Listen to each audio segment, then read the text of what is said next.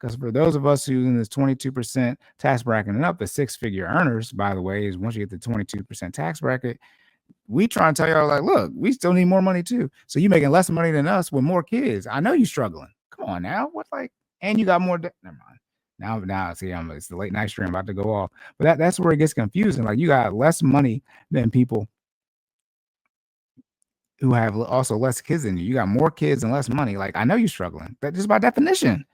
Most things cost the same for everybody. If we both go to the grocery store, the same grocery store, we're gonna pay the same price for these goods. If we go to the same gas station, we're gonna pay the same price for this regular gas. Most things cost the same for everyone as far as relative to the area that you live. Like if I go on Amazon and try to buy this item, you're gonna pay the same price as me. What? What could happen with inflation? Consumers rank inflation as one of the biggest economic concerns, still feeling the impact of soaring prices during the pandemic. Although the U.S. inflation rate has now fallen close to the Federal Reserve's 2% annual goal, many Americans still describe it as high because prices haven't come down. Rather, prices are simply rising more slowly than they did during the pandemic. Again, inflation needs to go down, and as the prices rise, it wants it to be at that 2 to 4% range. It's an annual 2% goal. It's really 2 to 4. You're not going to be like, oh no, it's at 3%. The world's over right now. Economists have cautioned that Trump's plan could reignite inflation. That's because tariffs, That's because tariffs essentially, again, they're essentially sales tax paid by American consumers rather than the countries that export goods to the U.S. On top of that, Trump's plan to deport millions of immigrants could also boost inflation as employers would likely face higher wages due to a labor crunch. Let's see how much they actually get into this before I just go on a tirade on this stuff. One thing too, I'm tired of people just saying deport immigrants. He said he wants to deport illegal immigrants. Like we have to have a conversation and make sure we delineate between the two. He's not saying he's going to deport immigrants. If some immigrants are citizens, you can't deport them. He wants to deport the illegal immigrants. Two main pillars of his policy proposals, tariffs and mass deportations, are likely to cause prices to rise as they will make it more difficult for businesses to produce goods. Jacob Chanel, chief economist at LendingTree, told CBS Money Watch. Trump's plan to levy 10% tariff on all imports and 60% on Chinese goods. 60%, 10% on, so there we go, 10% on all imports and then 60% specifically for Chinese goods. That could add $1,700, not thousand, a year in additional costs for a typical middle class household. It's less than $200 a month. We got just stop drinking. If the issue is a $1,700 increase for middle class families, now you're going to say they don't have any money. True, but $1,700 over a year is not that much. You got people in Chicago got an issue with their property taxes damn near going up 100% for their homes, and y'all talking about $1,700. Like now, added on to it, I guess you say compounds, Cory, makes it worse. But it's $1,700 can again if it's the shout out to Dave Ramsey. Where Dave at? Yo, lucky I can't find Dave. Shout out to Dave Ramsey. He said you got a bigger issue. What was it, $600? I forget what he said and went viral. But if $1,700 is going to ruin you as far as an increase, which is less than $200 a month, that's barely $150 a month in increase. Come on now. According to the nonpartisan, okay, that's according to Peterson Institute for International Economics. Trump's plan could boost the inflation rate by as much as 1 percentage point, bringing it to an annual inflation rate of about 3.4, and the Fed's goal is 2.4. It's 2 to 4. It's not. I mean, their goal is 2, but it needs to be in a 2 to 4% range.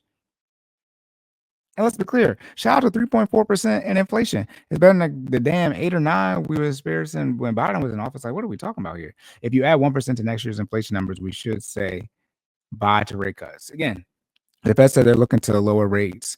They want to get it back down as far as I think the 2% by the end of 2026, I believe it was. So it's going to be interesting to see because Trump's not going to have power over the Federal Reserve. So it's going to be interesting to see how his tax cuts impact the economy, impact inflation, and then how the Fed is going to respond to, if inflation continues to go up or at a rate that they do not want it to, should I say, not continue to go up. That's redundant. All right, let's see.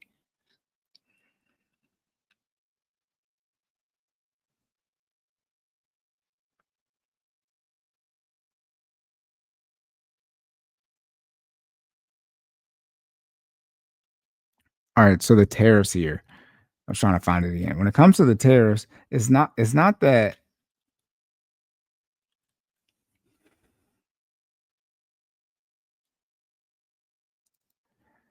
when it comes to the tariffs, it's not just making it so that the goods that we import cost more. Trump's explanation for his tariffs is that, and also he's had tax. I don't know if I'm getting to this. Going to be tax incentives as well, as far as for companies to build things in America. Trump is not just having these tariffs in place to have the price of goods increase and then possibly, you know, have inflation increase. President Trump's explanation of these tariffs or his goal with them is that American companies end up building more inside of the United States. And like I said, he's going to have tax incentives to, you know, lack of a better word, incentivize them to do that and bring more jobs here.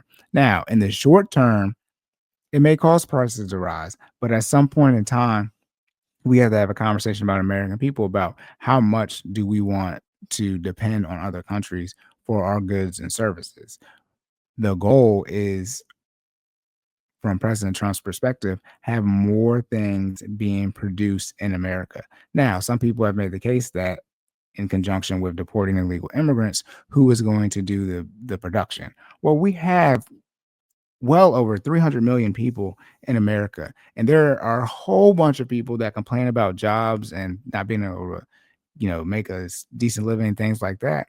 And the goal of these tariffs would be to create more jobs here. Now, you're going to say, some people say on the left that we don't have the skilled labor to do these jobs. Well, does that mean that we don't bring more jobs here just because we don't have people here to do the jobs? Wouldn't we?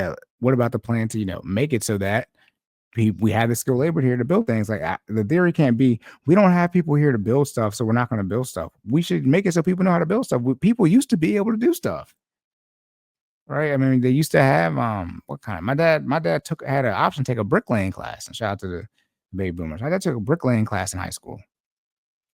Yeah, modern day technology now is like coding and stuff, but I mean, blue collar type of jobs, things like that, plumbers, electrician, construction people, or the jobs we're talking about that deported and illegal immigrants are, we're going to have a shortage of. Those are skills that we will always need until we get to the point where we have literally full blown robots that are doing these jobs.